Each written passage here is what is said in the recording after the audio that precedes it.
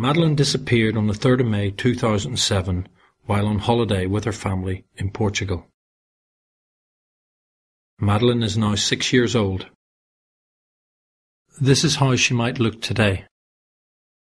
We know that there's someone out there who knows who's involved in her disappearance. They may be keeping this secret out of fear, misplaced loyalty, or even love. Keeping this information secret only increases the anguish of Madeleine's family and friends, and increases the risk to other children.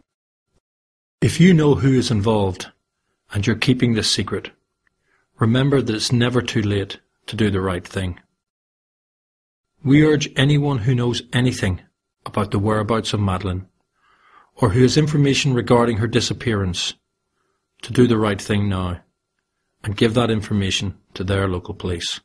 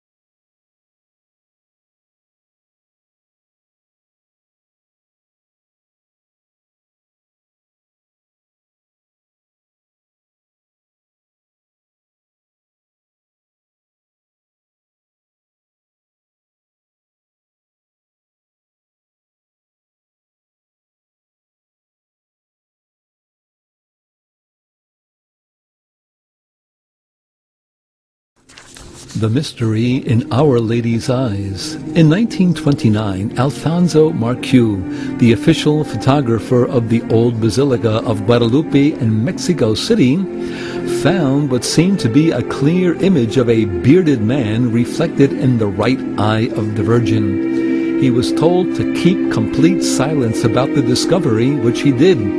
More than 20 years later, José Carlos Salinas Chavez in 1951 rediscovered the image of what clearly appears to be a bearded man reflected in the right eye of the Virgin, and locates it in the left eye too. Since then, many people had the opportunity to inspect closely the eyes of the Virgin, including 20 ophthalmologists. The first one was in 1956, Dr. Bueno. In what is the first report issued by a physician, he certifies what seems to be the presence of a triple reflection, characteristic of all live human eyes, and states that the resulting images are located exactly where they are supposed to be, according to such effect. That same year, another ophthalmologist, Dr. Lavoignet, examined the eyes of the image with an ophthalmoscope in great detail. He observed the apparent figure in the corneas of both eyes with the location and distortion of a normal human eye, and specially noted a unique appearance of the eyes. They look strangely alive when examined. Many other examinations by ophthalmologists have been done of the eyes of the image on the tilma after these first ones. They all agree with the conclusions mentioned above. In 1979, there was a new and interesting kind of analysis performed by Dr. Jose Aste-Tansman, a PhD who graduated from Cornell University and was working for IBM at the time. He scanned at very high resolution a very good photograph taken from the original of the face of the tilma. After filtering and processing the digitized images of the eye to eliminate noise and enhance them, he reports he made some astonishing discoveries. Not only the human bust was clearly present in both eyes, but another human figure was seen as reflected in the eyes too. Dr. Aste Tonsman published his last studies of the eyes on the tilma in the book The Secret of Her Eyes, with complete details and photographs of his work.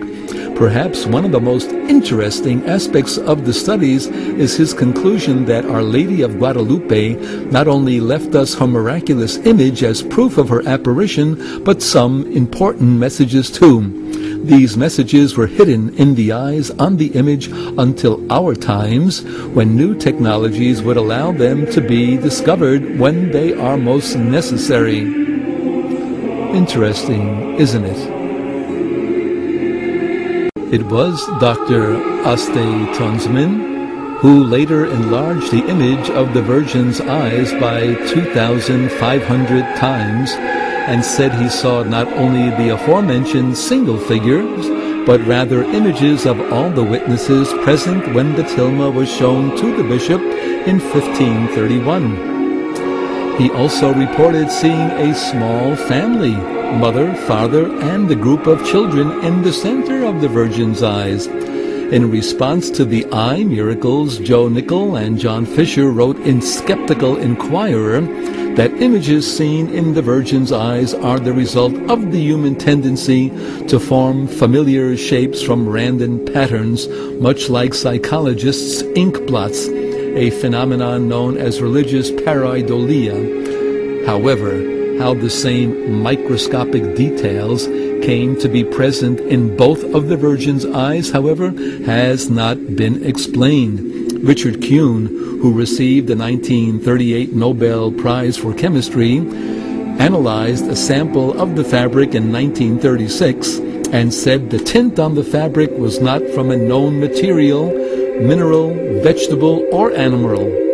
In 1979, Philip Cerna Callahan studied the icon with infrared light and stated that portions of the face, hands, robe, and mantle appear to have been painted in one step with no sketches or corrections and no apparent brushstrokes. Things are getting curiouser and curiouser.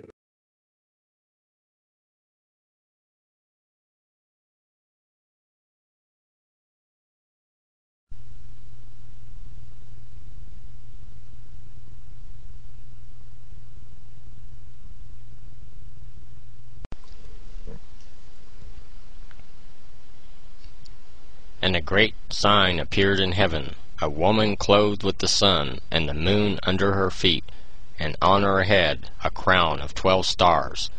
The tilma of Guadalupe is said to be an image of these very words of the Apocalypse chapter 12.